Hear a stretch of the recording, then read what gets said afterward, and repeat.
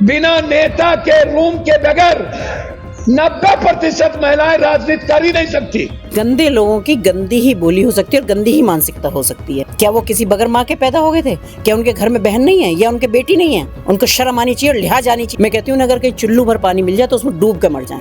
Bharatiya Janata party नारी को नारा बनाने की कोशिश कर रही है। खिसियानी बिल्ली खम्मा नोचे। कभी इन्होंने सोचा, कभी नारियों के महिलाओं के बारे में कभी सोचा इन्होंने? कभी इनकी पार्टी ने, इनके संगठन ने कभी सोचा? इस तरह के लोगों की मानसिकता, इनका दोहरा चरित्र, इनकी दोहरी मानसिकता जो सबके सामने आज आ गई। राजनीति में महिलाओं को टारगेट करना, ये कौन सी मानसिकता है या फिर ये कैसा पराकाष्ठा, राजनीति की पराकाष्ठा है?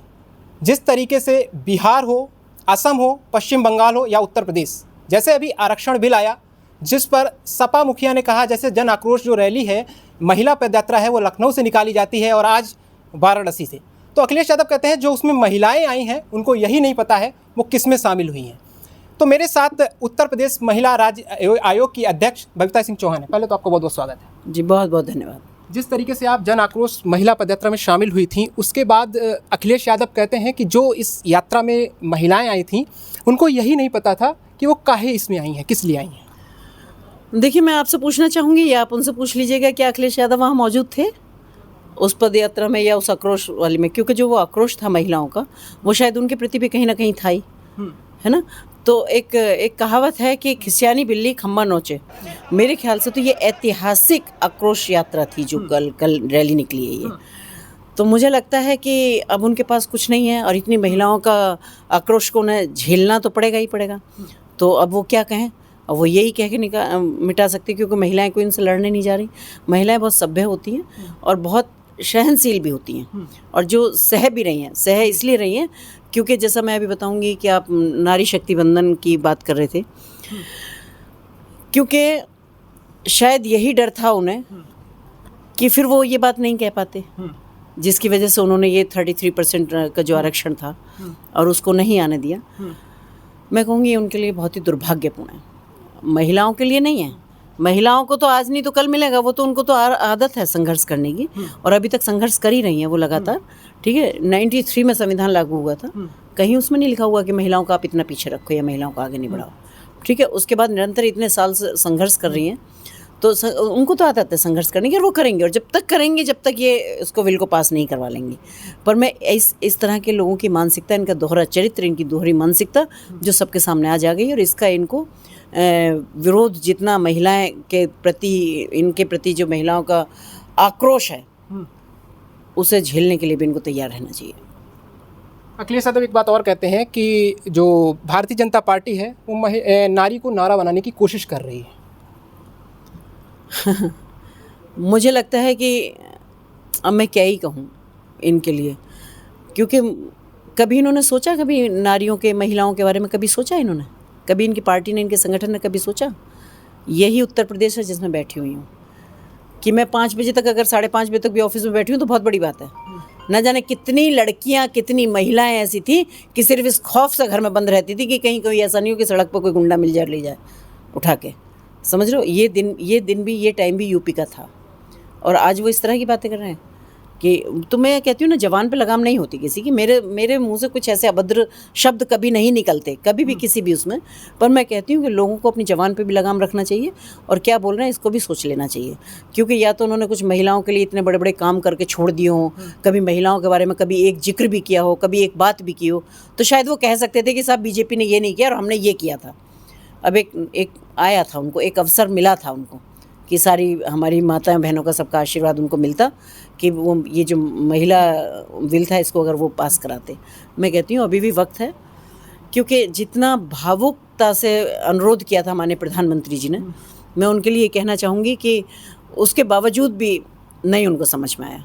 तो समझ नहीं आएगा क्यों उनको डर लगा ऐसा, क्योंकि महिलाएं किसी संगठन से बंधी हुई नहीं है, महिलाएं किसी धर्म से नहीं है, महिलाएं कोई किसी जाति से नहीं है, महिलाएं सब में हैं और महिलाएं देश की आधी आबादी है, ये बिल्कुल सच है। महिलाएं प्रदेश की आधी आबादी है, बिल्कुल सच है। तो उनके अधिकारों से उनको वंचित करना, तो मुझे लगता है कि कहीं ना कहीं तो ये अच्छी दुआएं तो नहीं निकलेंगी, किसी भी महिला के मुँह से, क्योंकि जिस वक्त ये सारी 16-17 को ये जब संसद में ये कार्रवाई चल रही थी, पूरे देश की महिलाएं टीवी पे टकटकी लगाए हुए देखी हुई थी और उनको लगा कि भाई अब हमारा भी टाइम आएगा, क्योंकि बहुत दिन पीछे रही हैं और सोच भी सकती है और महसूस भी कर सकती है। तो हर किसी को उम्मीद थी कि महिलाओं के नाम पे ये विल आ जाएगा, लेकिन नहीं हुआ। दुर्भाग्यपूर्ण, मैं कहूँगी दुर्भाग्यपूर्ण ये विल नहीं हुआ।